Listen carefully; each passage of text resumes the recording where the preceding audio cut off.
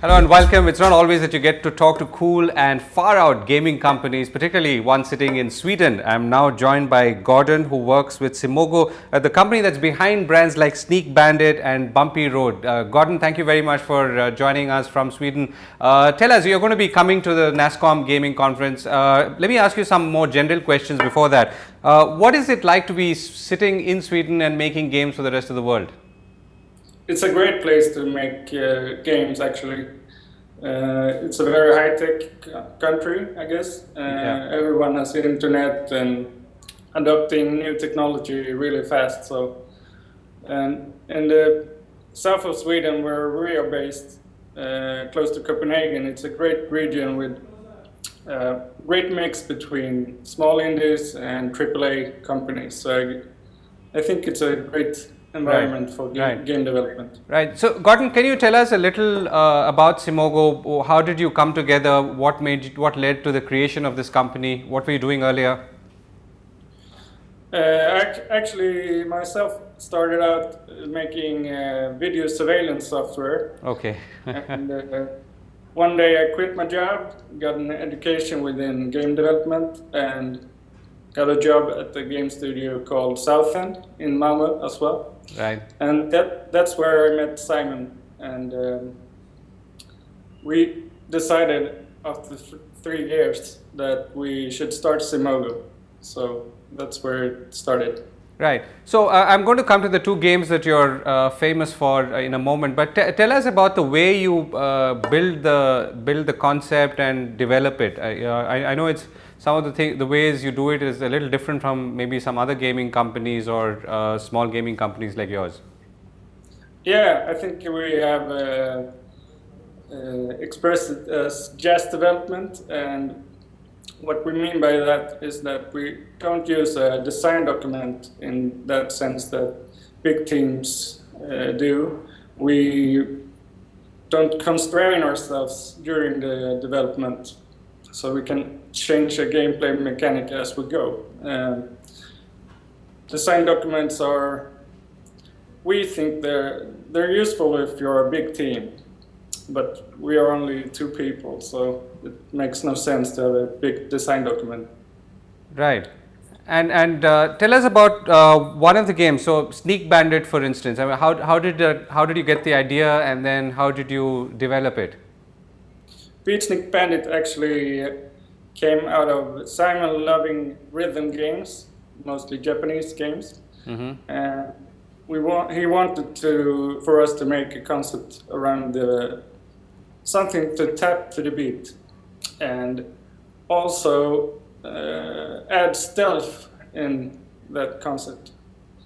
And as a third component, we wanted to be a puzzle as well. So it actually started out as a completely different concept at the start, but after 2 months of struggling and kicking the idea back and forth, we came up with a quite simple mechanic, but it was ingenious. So it's Sneak Bandit. Right. And won IGF after that. So. Okay. And how is Sneak Bandit done? Can you tell us in terms of which are the kind of countries it's been downloaded more? What kind of people are playing it more? The biggest market is obviously the United States, and Great Britain comes in second. But after that, it's kind of spread out all over the world. But United States is 50% of the market, and that goes for all of our games. Right. What are the kind of games that you're thinking of right now? And I mean, not the specific games, because I'm sure that's a secret, but what are the areas you feel that you could create games for? What are your users or consumers telling you? We actually don't follow trends in that way. We actually try to surprise our fans every time. Mm-hmm. And the most recent was Gearwalk.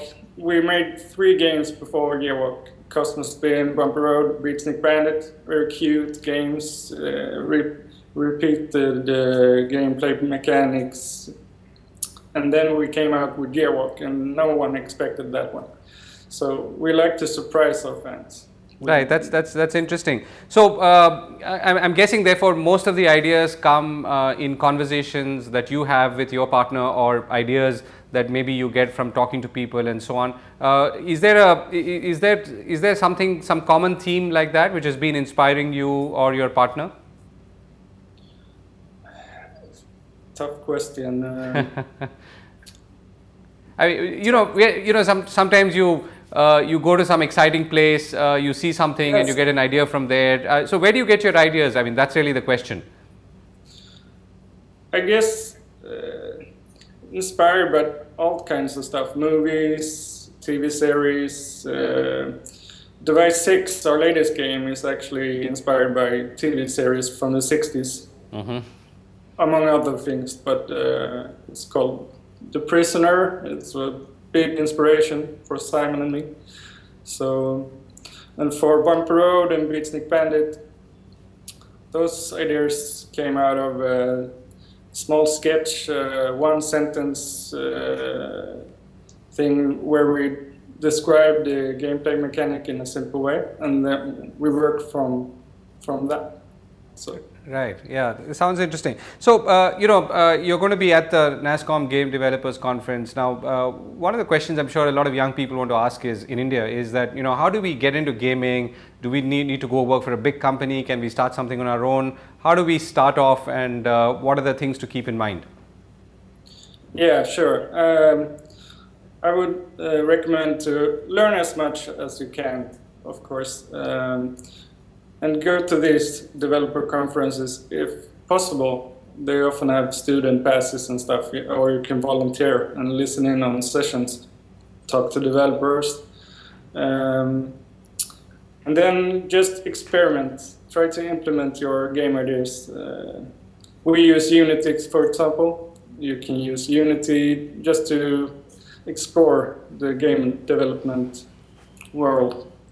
And there's a great community and forums for if you get stuck or stuff like that. So, right, just dive in and try out your ideas. Right. So I think in some ways you've answered a question that I was going to ask you next. And what's the one big challenge that you faced in getting into this and starting off? And is the answer to that just diving into it, or something else that you'd like to share with us from your experience? I love challenges myself, and being a programmer, that's a good thing. We both, Simon and me, wanted to try our own wings and make smaller scope games. We worked on our previous employment, we worked with XBLA and PSN game titles, and that was 2-3 years development, and that was very tiresome in the long run. So we wanted small scope games, 6 months around that scope. So that's the main thing and the main motivation to start Simogo. Right. So, Gordon, have you ever felt like being part of a large company, which I'm sure many people are, and why not? Simon and I, as I told you, actually met at a mid-size game studio. So we tried out that part of the game development scene, and there's both pros and cons with a mid-size large company and a small company, of course, but as the small company is what we prefer. Right. We less meetings and administrative stuff just to keep the team in sync. We're two people. We can talk and make games very effectively. Right. So, the big question, of course, is then publishing, distribution and marketing, right? So, what would your advice be to young people, and what are your own experiences being a small company and trying to break into the larger, the platform world? Yeah, that's the tough one, to get out there and get coverage by media and stuff. And what we did was we're a bit bit lucky, I guess. Cosmos Ping got promoted by Apple as a new and noteworthy, but after that, when we released Bumpy Road, it got Game of the Week, and they really loved that game. And then we had the eyes from media, and it was easier after we get the feature by Apple. But just talk to fans, be active in forums, yeah. Try Right. to shout as loud as possible. Right. So, any insights or into what you're thinking of for your next game? No, not really at this moment. Right. We have something going on, of course, but Yeah. nothing I can tell you about. Sure, right now. absolutely. And I wish you all the best for that, and see you soon. Thank you. Bye bye.